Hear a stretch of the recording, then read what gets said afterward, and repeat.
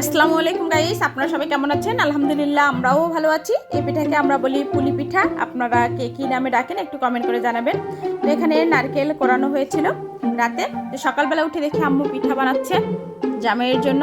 গরম গরম পিঠা খেয়ে জামাই চলে যাবে। শাশুড়িরা মনে হয় এমন হয়, 10টা নয় 5টা নয় একটা মাত্র জামাই।